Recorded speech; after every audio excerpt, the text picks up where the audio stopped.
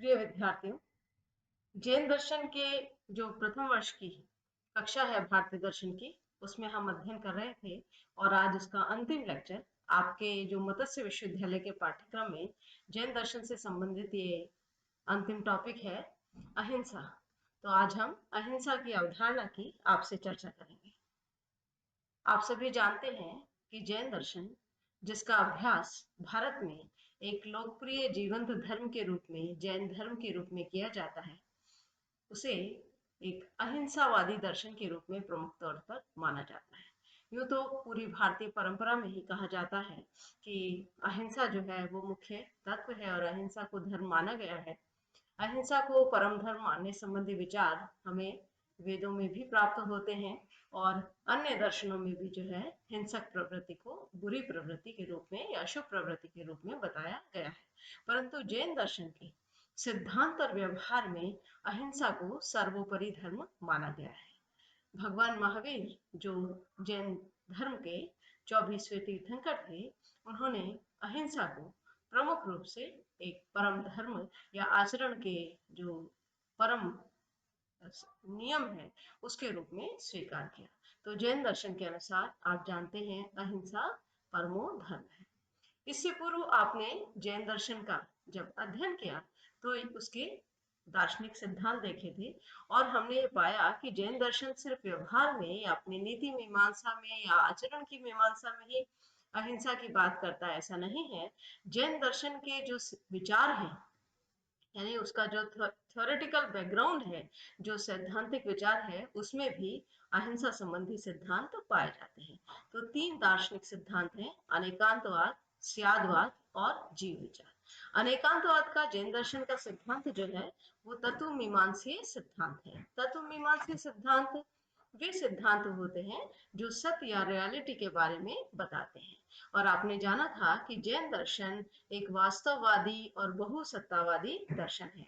जैन दर्शन का मानना है कि वस्तु जो होती है उसके अनेक धर्म होते हैं और मनुष्य अपनी साधारण बुद्धि से लोक व्यवहार में जो जानता है वो आंशिक ज्ञान ही प्राप्त करता है। तो तत्व मीमांसा की दृष्टि से जैन दर्शन अनेक धर्मों वाली वस्तु को स्वीकार करता है और अनेक तत्वों को मानता है। तो जैन दर्शन अनेकांतवादी दर्शन है।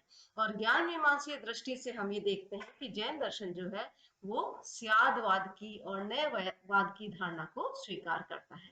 न्याय का अर्थ है आंशिक ज्ञान, सापेक्ष ज्ञान, और स्यादवाद में जो भी निर्णय होता है, जो भी न्याय होता है, उसमें आगे स्याद इस प्रकार का उद्बोधन लगाकर अपना निर्णय प्रस्तुत किया जाता है। यानी जैन दर्शन में सैद्धांतिक दृष्टि से भी ये वैचारिक विनम्रता है कि हम देश काल परिस्थिति अनुसार अपने निर्णय को प्रकट कर रहे हैं, तो उसके आगे स्यात लगाकर इस चीज को प्रकट कर दें कि हमारा जो निर्णय है, जो ज्ञान है, वो किसी परिस्थिति विशेष के ही सापेक्ष है।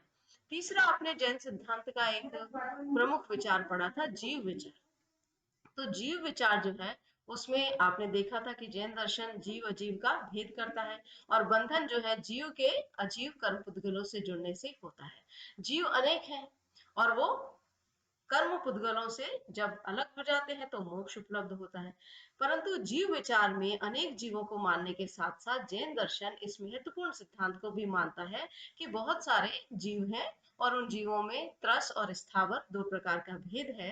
त्रस जो होते हैं वो जंगम होते हैं, स्थावर जो होते हैं वो स्थिर रहते हैं। एक इंद्रिय जीव होते हैं स्थावर और उनमें दो से अधिक इंद्रियां होती हैं त्रस जीवों में, जिन्हें जंगम भी कहा जाता है। तो जैन दर्शन में प्रत्येक जीव की अनेकता तो माना ही है, पर प्रत्येक जीव को समान आदर भाव दिया गया है। और अहिंसा का जो मूल व्यवहार है वो इसी संदर्भ में है कि जो जहां चेतना है वहां प्राणी को अनुभव होता है। तो हमारे अनुभव में हमेशा इस प्रकार का सदाचार होना चाहिए कि किसी भी दूसरे के अनुभव में हम पीड़ा या कष्ट पैदा न करें। ये अहिंसा का मूल विचार है। तो इस प्रकार हम देखते हैं कि सैद्धांतिक आधार पर भी जैन दर्शन के जो तीनों सिद्धांत आपने जैन दर्शन के जो पूर्व लेक्चर्स थे उसमें जाने थे, ये तीनों एक तरह से आधारशिला हैं और जैन दर्शन इन सिद्धांतों को अपने व्यवहार में भी पूर्णतः उतारने की प्रेरणा देता है। और जितने भी जैन दर्शन का अभ्यास करने वाले धार्मिक लोग हैं वो इनका ध्यान रखते हुए ही आचरण करते हैं। वैसे तो अहिंसा जब हम सामान्य अर्थ में समझते हैं तो उसका मतलब होता है हिंसा हिंसा या वायलेंस नहीं करना। परंतु इसे व्यापक अर्थ में एक ब्रॉड में उस मैनर में या मीनिंग में सोचा जाए तो इसका मतलब है किसी भी प्राणी, या जैन दर्शन की शब्दावली में कहेंगे किसी भी जीव को मन वचन कर्म से हानि ना पहुंचाना। हम जब किसी के प्रति बुरे विचार करते हैं तो कहीं ना कहीं उसके प्रति अहित करने का भाव आता है, तो ये भी गलत है। वचन से यानी किसी के प्रति कटु वाणी बोलते हैं, कठोर वचन, दुख पहुंचाने वाले वचन बोलते हैं, तो ये भी हिंसा है। इसी प्रकार कर्म से भी किसी के साथ किसी तरह का ऐसा कि उसको शारीरिक कष्ट पहुंचे, मार पिटाई, इस तरह का काम करना, ये हिंसा की श्रेणियां हैं। तो किसी भी जीव के साथ, वो छोटे से छोटा जीव हो या बड़ा जीव हो, मनुष्य हो, आपको मन वचन कर्म से हानि नहीं पहुंचानी है। ये अहिंसा का व्यापक अर्थ है। और इस प्रकार जैन दर्शन की अहिंसा बहुत व्यापक स्वरूप वाली है। वहां मात्र घात ना, मतलब घात ना करना है, किसी पे आक्रमण करना, किसी को नुकसान पहुंचाना, यही अहिंसा नहीं है। जैसे हम बोलते हैं ना कि भाई हमने उसे कुछ कहा तो नहीं, हमने उसे मारा तो नहीं, तो नहीं, आपने मन में ख्याल भी सोचा। यदि आपने इनडायरेक्ट वे में भी किसी को नुकसान पहुंचाया तो वो भी गलत है। तो मात्र घात न करना ही अहिंसा नहीं है, बल्कि जैन दर्शन इस प्रकार के सद्गुणों की बात करता है जो जीव मैत्री से संबंधित है, जीव आदर से संबंधित है, जैसे करुणा, दया, मैत्री, संयम और समता। जैन दर्शन के अनुसार हमें ये गुण भी अपनाने चाहिए, तभी हम वास्तविक अर्थ में अहिंसक हो सकते हैं और हिंसा छोड़ सकते हैं। अब जैन दर्शन के अनुसार पृथ्वी, जल, अग्नि, वायु, वनस्पति आदि जो भी मतलब ये चराचर जगत है, वहां पर हमको जीवों का निवास मिलता है। और जीवों के प्रति हमें एक सम्मान की दृष्टि, प्रेम की दृष्टि रखनी चाहिए।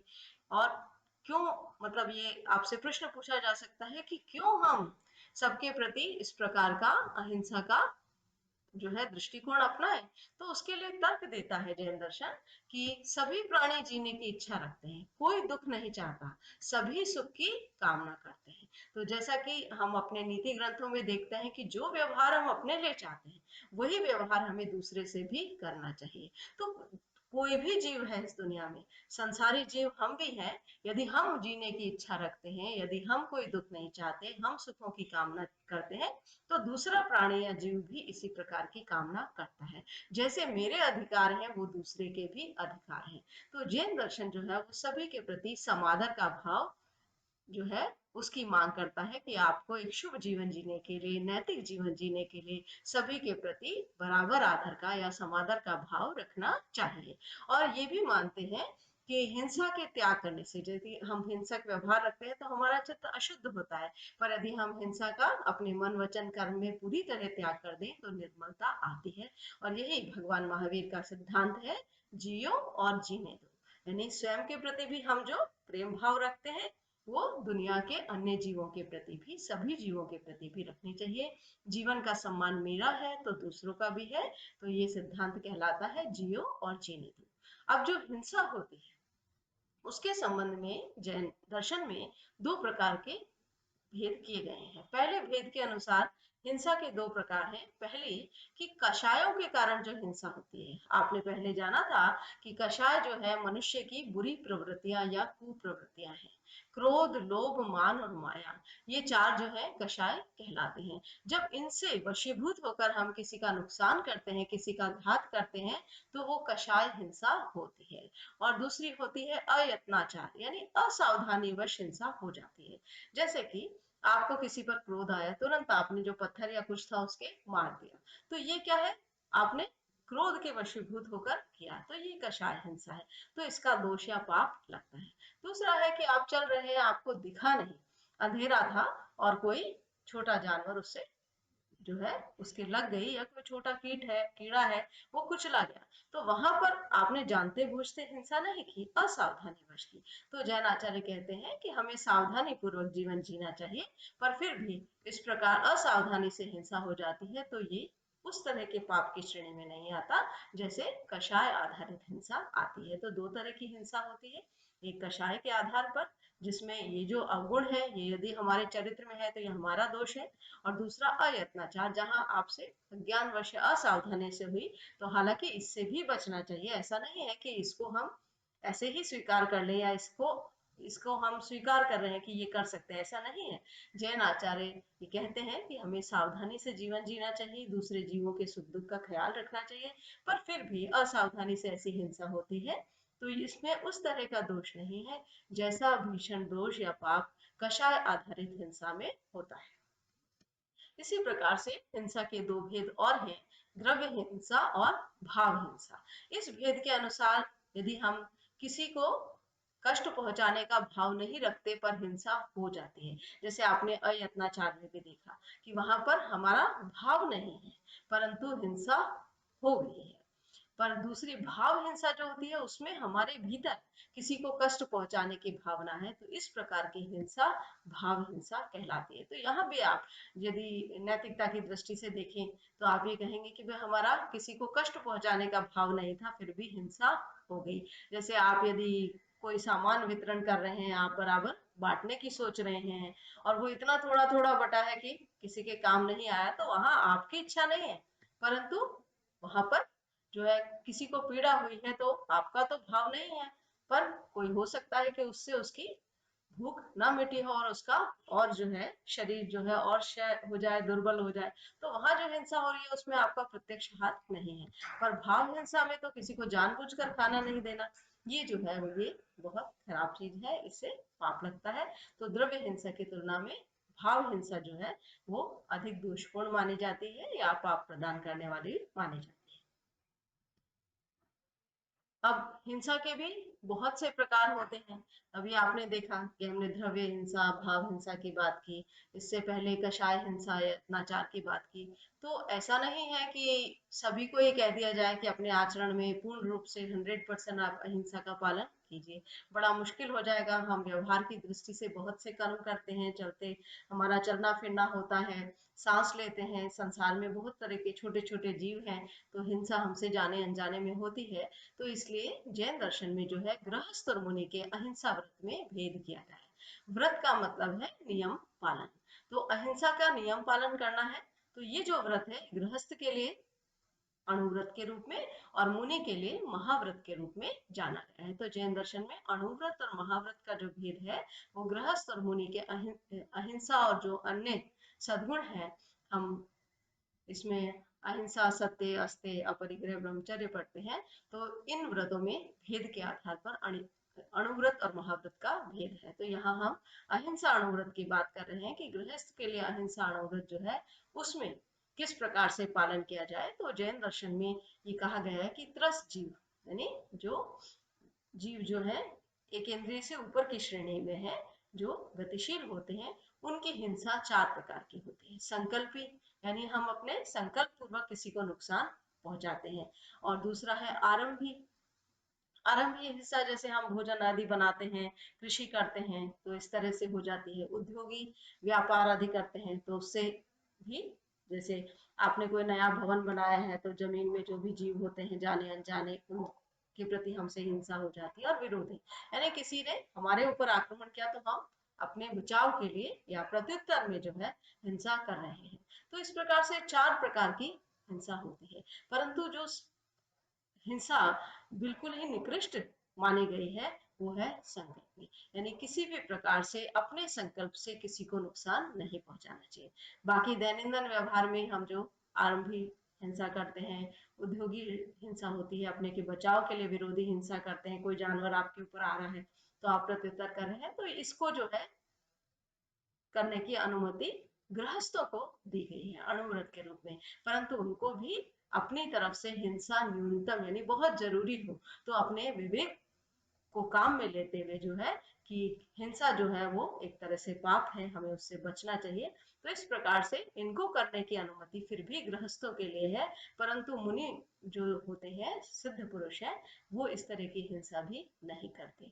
तो ये चारों ही हिंसा उनके लिए वर्जित है। पर गृहस्थ जो अणुव्रतधारी है उनको संकल्पी हिंसा तो यानी किसी को जानबूझकर संकल्प पूर्वक पीड़ा पहुंचाना, ये तो बिल्कुल नहीं करना चाहिए। बाकी दैनिक व्यवहार में जितना आपके जीवन को जीने के लिए न्यूनतम हो उतनी अनुमति दी गई है। तो गृहस्थ अणुव्रत का पालन करते हैं और मुनि जो है वो महाव्रत का पालन करते हैं।